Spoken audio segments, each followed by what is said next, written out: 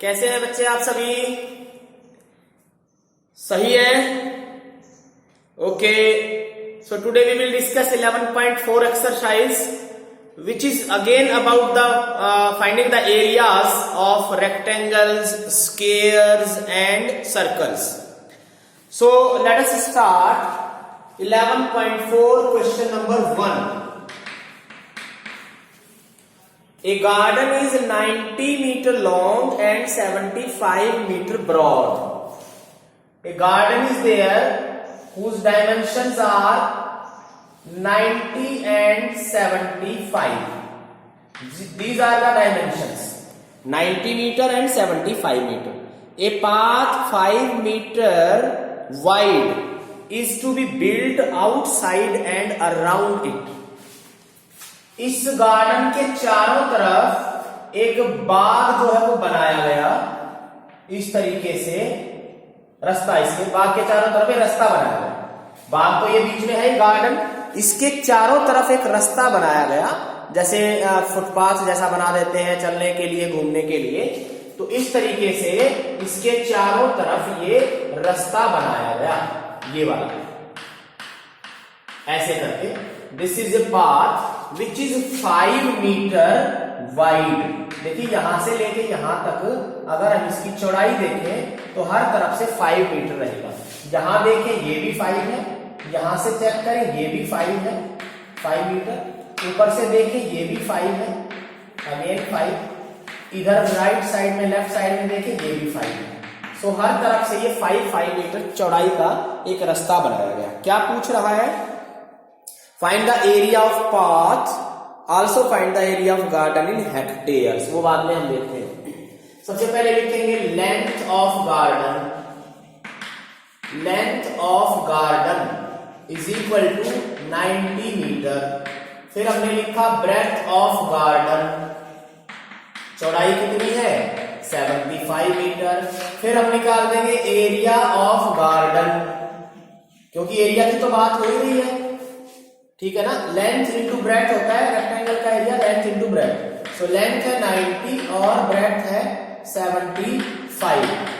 तो जैसे ही हम इनको मल्टीप्लाई करेंगे, 0 तो ऐसे लिख दीजिए, 9 से मल्टीप्लाई करो, 9 5 जा 45, 9 7 जा 63 और 4 67 आ जाएगा, right. This is in metre square. पहली बात बहुत सिंपल, ये जो बीच में एक जगह है इसको बोला जाता है, ये है जो बाग है, इसका गार्डन है, इसका एरिया हमें फाइंड आउट करना है, ठीक है। Also find the area of garden in hectare. सुनिए, ये एक तो आंसर आपका ये है, फिर वो कहता है इसको हेक्टेयर में निकालो। अब हेक्टेयर एक नया वर्ड आपके सामने आया है। हेक्टेयर क्या होता है? ये एक बड़ी यूनिट है। जैसे हम 100 किलो जो होता है उसको क्विंटल बोल देते हैं, 1 क्विंटल। 1000 किलोग्राम को टन बोल देते हैं, टन, राइट। तो ऐसे ही अलग अलग यूनिट्स हैं, उनको अगर बहुत सारी वो इकट्ठी हो जाती है तो उसको इकट्ठा करके एक नाम दे दिया जाता है। तो जो 1 हेक्टेयर होता है वो मीटर स्क्वायर अगर 10,000 बन जाए, 10,000 मीटर स्क्वायर का 1 हेक्टेयर होता है। This is 1 hectare is equal to 10,000 metre square. और ये देखो अभी तो 10,000 भी नहीं है, 6,750 है। तो इसके हेक्टेयर, एक भी हेक्टेयर नहीं हुआ, एक से भी कम बनेगा क्योंकि तो 10,000 से कम है। तो हेक्टेयर बनाने के लिए क्या किया जाता है? इसको 10,000 से डिवाइड कर दिया जाता है, इसके बन जाएंगे हेक्टेयर। 4 के बाद डेसिमल लगा दो, 1 2 3 4, 1 2 3 4। तो शुरू में ही डेसिमल आ जाएगा और इसका जो हमारा आंसर रहेगा वो ये रहेगा हेक्टेयर में। हेक्टेयर पूरा भी लिख दें आप, हेक्टेयर। एक आंसर तो यार। अब उसने एरिया ऑफ पाथ भी बोला है कि इस जगह का एरिया निकालो जो चारों तरफ से रास्ता छोड़ा हुआ है। अब देखो हम क्या लिखेंगे, एक वर्डिंग मैं लिख रहा हूं, ये हर क्वेश्चन में आएगी इस एक्सरसाइज के। लेंथ ऑफ गार्डन इंक्लूडिंग का मतलब मिलाकर, शामिल करके, इंक्लूडिंग पाथ। ध्यान दीजिए, इस बाग की चौड़ाई, लंबाई जो है, अगर रास्ता और मिला देंगे तो ये तो है 90, यहां से लेकर यहां तक 90।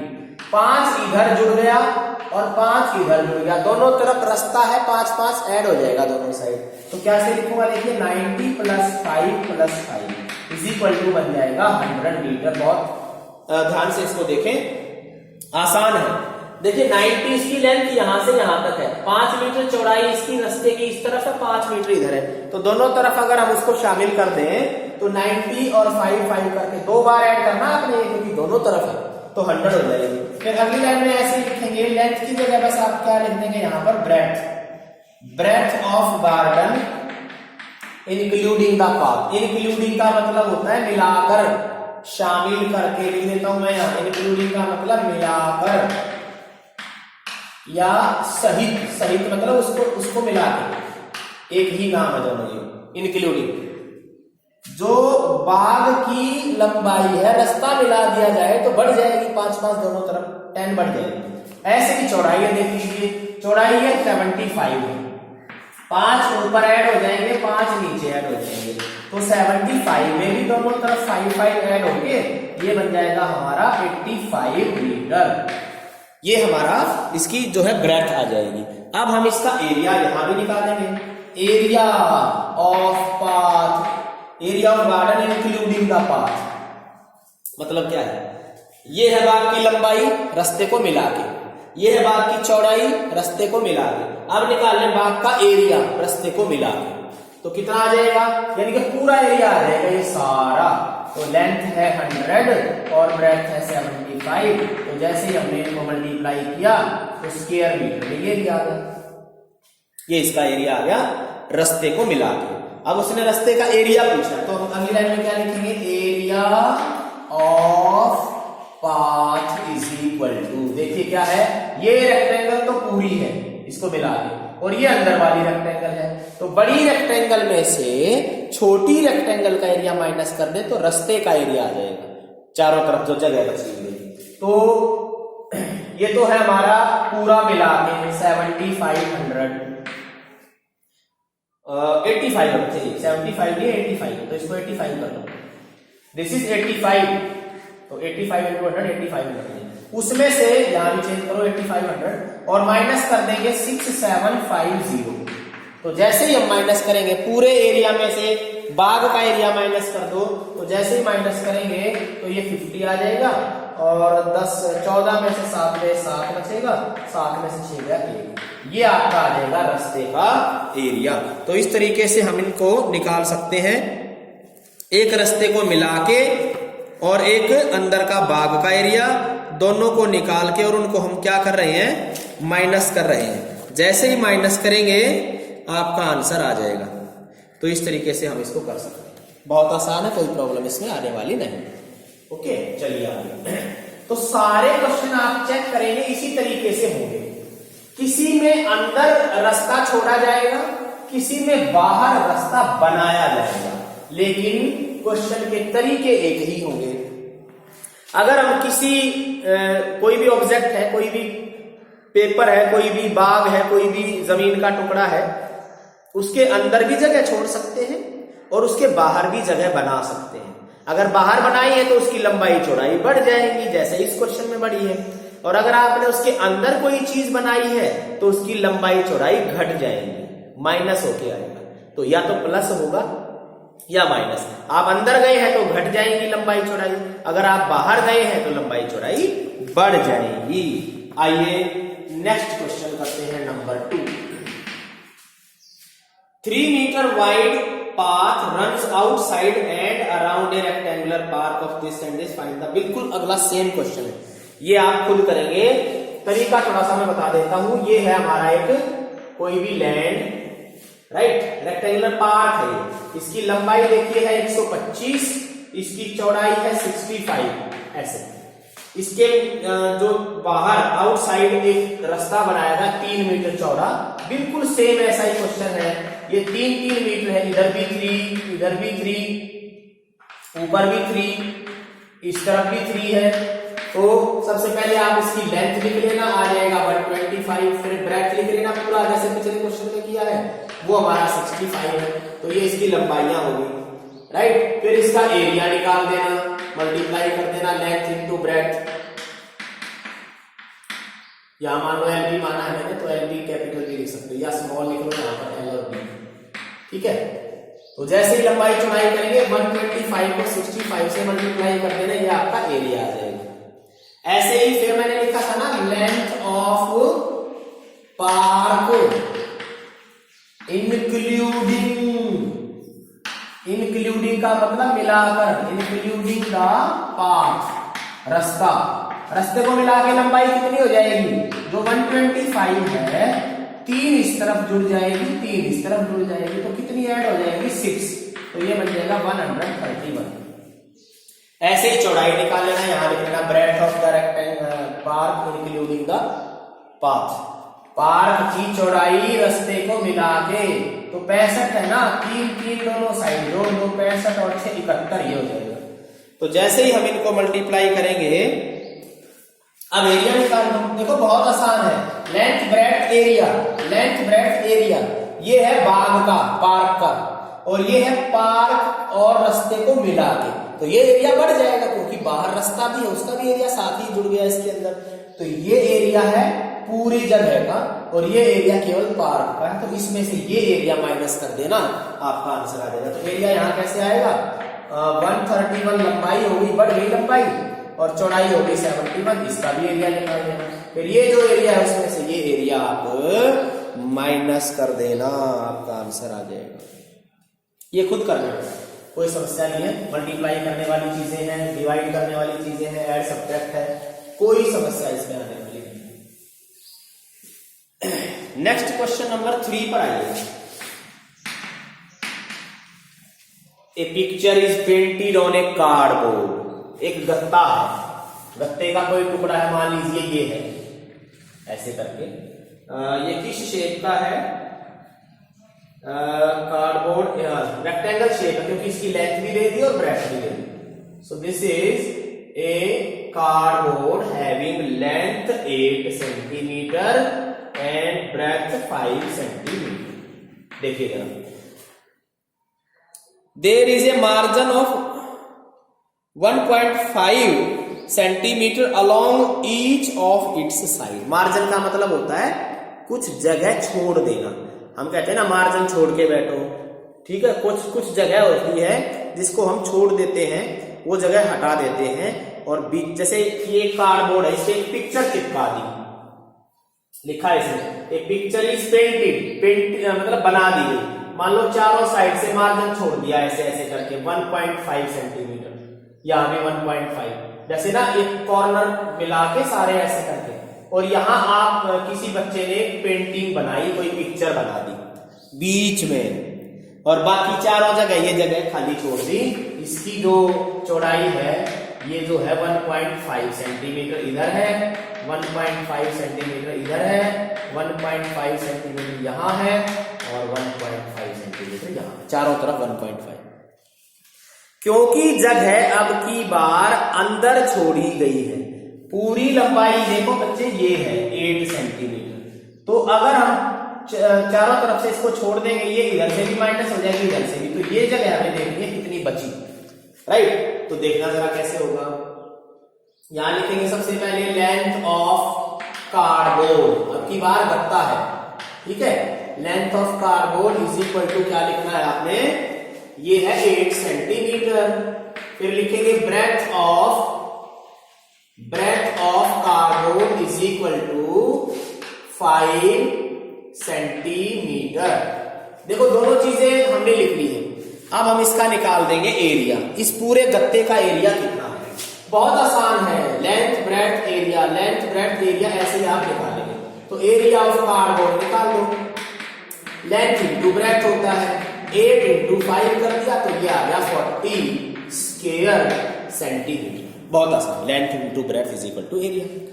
अब उसने क्या कहा है, find the total area of margin, बहुत आसान, पहले जैसा क्वेश्चन है, ठीक है, मार्जिन होता है ये कुछ जगह जो छोड़ दी गई चारों तरफ कार्डबोर्ड के ऊपर, बाकी जगह पे पेंटिंग कर दी गई है, तो ये जो जगह है इसका एरिया कैसे निकलता है, बड़ी रेक्टेंगल है, छोटी रेक्टेंगल है, बड़ी में से छोटी माइनस कर देंगे, बहुत आसान, माइनस करते ही एरिया आ जाएगा। पहले लेकिन क्या लिखेंगे, अब ये वाली चीज देखो क्या लिखेंगे, लेंथ ऑफ कार्डबोर्ड। अब की बार क्या लिखेंगे, एक्सक्लूडिंग। एक्सक्लूडिंग को हिंदी में बोलते हैं छोड़कर। देखो इन कर दिया, इंक्लूडिंग का मतलब मिला के, और एक्स मतलब बाहर छोड़ देना।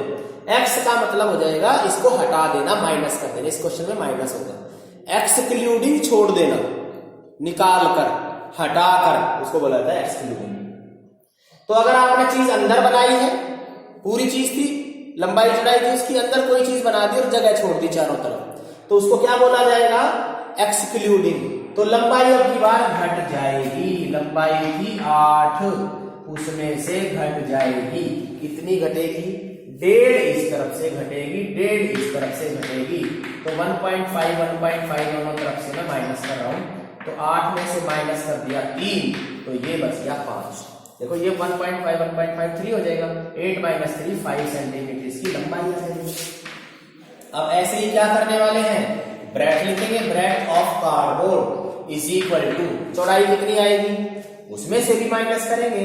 चौड़ाई कितनी थी, देखो ये वाली बाहर वाली 5 थी, तो 5 में से भी 1.5 और 1.5, ये आपको बिल्कुल क्लियर हो जाना चाहिए कि 2 बार क्यों घट रही है। ऊपर से भी घटेगी, नीचे से भी घटेगी, तो अंदर वाली ये जगह बचेगी। तो 8 में से 3 माइनस करेंगे, ये 5 आ जाएगा लंबाई, और 5 में से 3 माइनस करेंगे, ये 5 - 3 बन जाएगा ना। तो जैसे ही माइनस किया 2 सेंटीमीटर, ये हमारी लंबाई चौड़ाई आ गई। किसकी, पेंटिंग की। जो पेंटिंग बच्चे ने बनाई है या पिक्चर चिपकाई है, उसकी लंबाई और चौड़ाई है, क्योंकि मार्जिन छोड़ दिया ना चारों तरफ। अब एरिया भी निकाल दो इसका, area of cardboard excluding the, या पूरा ही लिखा बेटे मैंने, एक्सक्लूडिंग मार्जिन आएगा, है ना। एक बार कर लेना आप यहाँ मार्जिन, या लिख लेना इसको मार्जिन, ठीक है। चलो मैं एक बार दोबारा ही लिख लेता हूँ, यहाँ बदलना हुआ। Excluding the margin is equal to 8 - 3 था ना, इज इक्वल टू 5। क्या है, ये लंबाई है गत्ते की, मार्जिन को हटा के, ये चौड़ाई है गत्ते की, मार्जिन को हटा के, और ये एरिया है गत्ते का, मार्जिन को हटा के। तो लंबाई हो गई 5, चौड़ाई हो गई कितनी, 2, तो 5 2 ये 10 आ जाएगा स्क्वायर सेंटीमीटर। 8 में से 3 के 5 बची लंबाई और 2 बची चौड़ाई, तो 5 2 10। अब क्या लिखेंगे, एरिया ऑफ मार्जिन, जो जगह है ये चारों तरफ, इसका एरिया कैसे निकलेगा। टोटल एरिया तो देखो यहाँ लिखा हुआ है 40, और जो पेंटिंग का एरिया है वो है 10। तो दोनों में से जैसे इसको माइनस करेंगे, तो मार्जिन का जो एरिया आपका आएगा आंसर, वो आएगा 30, राइट। ये 30 इसका आंसर होगा, दोनों को माइनस करने के बाद हमने ये निकाल दिया। अब आगे चलिए क्वेश्चन नंबर 4 और 5। बेटा सारे क्वेश्चन हैं एक जैसे ही, मैं फिर बता रहा हूं, किसी में चीज अंदर बना दी, किसी में चीज बाहर बना दी। अगर आपने बाहर बनाई है तो ऐड हो जाएगी, वो साइड बढ़ जाएगी उसकी, और किसी ने अंदर बनाई है कोई चीज तो वो घट भी सकती है। क्वेश्चन नंबर 4 पर आएंगे। क्वेश्चन नंबर 4 देखना एक बार क्या कहता है। ओके, एक वरांडा है जिसकी चौड़ाई है 2.25 मीटर। बरामदा जैसे बना देते हैं घर में, ठीक है। कहां बनाया गया, constructed all along outside a room which is 5.5 metre long and 4 metre wide. ऐसा ही है, सारे क्वेश्चन मैं बता रहा हूं एक जैसे ही है।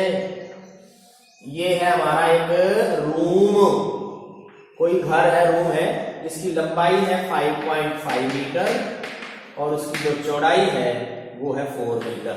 बहुत आसान, अंदर लिख देता हूँ तो बाहर क्योंकि रास्ता बरामदा छोड़ा गया, तो ये भी अंदर लिख देता हूँ 5.5 ऐसे कर, ठीक है। अब क्या लिखा है, एक बरामदा है, बरांडा मतलब बरामदा, BERANDAH, बरांडा, राइट। कितना है 2.25 मीटर। ये इधर से भी 2.5, इधर से भी 2.5, इधर से भी 2.5 और इधर से भी 2.5, हर तरफ से जो इस बरामदे की चौड़ाई है, विड्थ है, वो 2.25 मीटर चौड़ा है चारों तरफ। तो क्या कहता है पहले पार्ट में, एरिया ऑफ बरामदा। आसान, पहले जैसे ही सारे। पहले क्या लिखेंगे, लेंथ लिख देंगे, पहले ब्रेड्थ लिख देंगे। ये किसकी लिखे, एल ऑफ बरामदा, एल ऑफ क्या लिखेंगे, लेंथ ऑफ रूम लिख दो यार, रूम लिखा इसने यहां पर। Length of room is equal to 5.5 meter, then breadth of room 4 meter, then area of room, length into breadth is equal to हो जाएगा 5 into 4 20 square meter। बहुत आसान, लेंथ into breadth। अब क्या हुआ, क्योंकि इसकी जो चौड़ाई है बरामदे की वो हमें दे रखी है 2.25 मीटर। अब अगली चीज क्या लिखते हैं, अब तो समझ गए होंगे आप क्या लिखना है, length breadth area, length breadth area ऐसे ही लिखते रहेंगे। अब क्या लिखेंगे, लेंथ ऑफ रूम इंक्लूडिंग, क्योंकि बाहर बनाया है मिला के, लंबाई बढ़ गई, बरामदे को मिला दे तो लंबाई कितनी हो जाएगी, length of room including the वरांडा। तो कैसे निकलेगी, जो 5.5 थी ना, देखो ये लंबाई ये थी, यहां से यहां तक 5.5, यहां भी और यहां भी दोनों तरफ बढ़ गई है, तो ऐड हो जाएगा इसमें, कितना ऐड हो जाएगा 2.25 दो बार बताया मैंने ऐड करने के लिए। जैसे ही ऐड करेंगे तो 5.5 में ऐड हो जाएगा 2.25 और 2.25 4.5 हो जाएगा। तो जैसे ही ऐड करेंगे 10 बन जाएगा, 10 मीटर। ऐसे ही यहां पर अब हम लिखने जा रहे हैं breadth of, right, BREADTH, breadth of room including the बरामदा, ऐसे लिखेंगे। उसमें भी क्या होगा, 4 तो देखो बच्चे ये है, ठीक है, और इसमें ऐड हो जाएगी 2.25 ऊपर जुड़ गई, 2.25 नीचे जुड़ गई, 2.25 ऊपर भी 2.25 नीचे भी 2.25, 4 में ऐड हो गए 4.5, तो ये बनेंगे 8.5 मीटर। बहुत आसान है, लेंथ ब्रेड्थ एरिया, इसका भी एरिया निकाल दो, area of room including the बरामदा, लेंथ इनटू ब्रेड्थ, लंबाई आई 10, चौड़ाई है 8.5, जैसे इनको हमने मल्टीप्लाई किया तो 85 मीटर स्क्वायर इसका एरिया आ गया। ये है पूरे बरामदे को मिला के, रूम भी और बरामदा भी। लेकिन उसने पूछा क्या है पहले पार्ट में, एरिया ऑफ बरामदा, इसकी वैल्यू निकालनी है। ये कितनी जगह है, चारों तरफ पर बरामदा है, ठीक है। तो रूम का एरिया तो केवल 20 मीटर स्क्वायर है और ये है 85, तो माइनस कर देंगे तो क्या लिखेंगे, area of veranda is equal to 85 में से माइनस कर देंगे 20, तो कितना एरिया आ जाएगा, 65। तो ये आपका आंसर है बरामदे का। एक चीज और है, find the cost of cementing the floor of the veranda at the rate of ₹100 पर मीटर स्क्वायर। कहता है कि उस बरामदे को बनवाने का खर्च निकालो, कितना होगा। 1 वर्ग मीटर का खर्च दे रखा है, 200 रुपए लिखा है, तो क्या लिखेंगे, cost of 1 metre square, cost of cementing मतलब उसमें पक्का कराना, उसको बरामदे में सीमेंट का घोल या सीमेंट करनी है, यानी पक्का करना है फर्श। Cost of cementing 1 metre square is equal to ₹200, मतलब 1 वर्ग मीटर को सीमेंट कराने का जो खर्च है वो 200 रुपए है, और हमारा एरिया कितना आया है 65, तो लिखेंगे cost of cementing 65 metre square is equal to, तो आप क्या करेंगे 200 को मल्टीप्लाई कर देंगे 65 से, तो जैसे ही मल्टीप्लाई करेंगे तो आपका जो आंसर है वो आएगा ₹13,000। 65 को 2 से किया 130 और 2 जीरो ये पहले से थी, तो कितना एरिया आ जाएगा, ये कितना कॉस्ट आएगी टोटल, ₹13,000 यानी कि 13,000 रुपए। इसमें लेंथ इनटू ब्रेड्थ हमने किया था, हाँ यहाँ थोड़ा सा गड़बड़ हो गया बच्चे, ये 5.4 5.5 था बेटा, यहाँ थोड़ा सा आप करेक्ट कर लेंगे। देखो ये ना 5.5 था, लंबाई थी 5.5 और चौड़ाई थी 4, तो 4 पंजे 20 और ये बनेगा 22, 22 बनेगा बच्चे, ठीक है। कोई बात नहीं, बस ये माइनस करना ही है। यहाँ माइनस में आप यहाँ 20 की बजाय 22 लिख देना, तो 65 की बजाय 63 आ जाएगा। कोई बात नहीं, यहाँ 63 आ जाएगा तो 63 से मल्टीप्लाई कर दो ये करके ऐसे बेटा। 2 तिया 6 और 2 छिके 12,600 आ जाएगा। चेक कर लेना ये थोड़ा सा, क्योंकि ये 5.5 था, ये गलती से 5 लिखा गया था, तो इसको करेक्ट कर लेना, यहाँ 5.5 आएगा।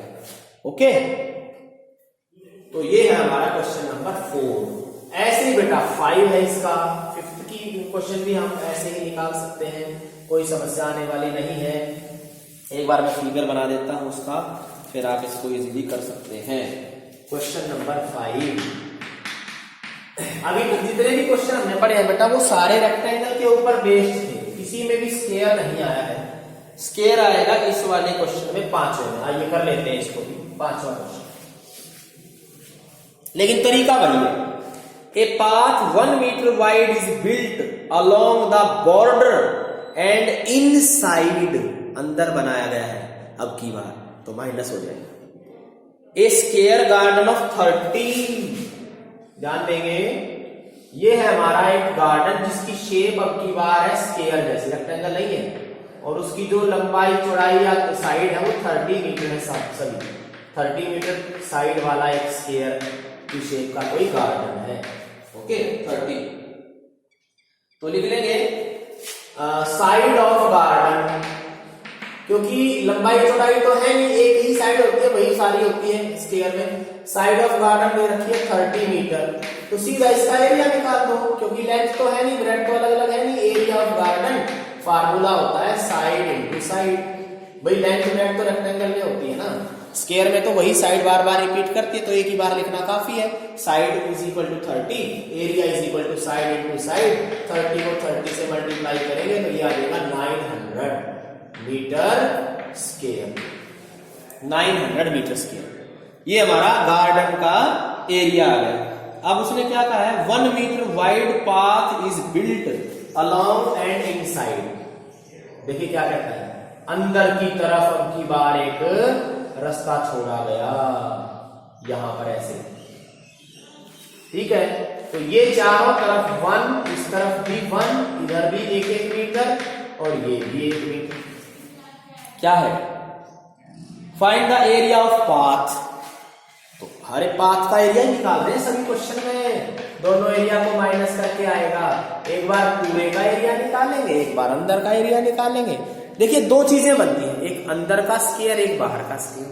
एक अंदर की रेक्टेंगल, एक बाहर की रेक्टेंगल। 2 रेक्टेंगल आपके सामने बन रही है हर क्वेश्चन में, दोनों का एरिया निकालिए। अब वो डिपेंड करता है, अंदर कोई चीज बनाई है तो माइनस कर देंगे, बाहर कोई चीज बनाई है तो उसकी लंबाई चौड़ाई बढ़ जाएगी। अब की बार अंदर बनाई है तो ये घट जाएगी।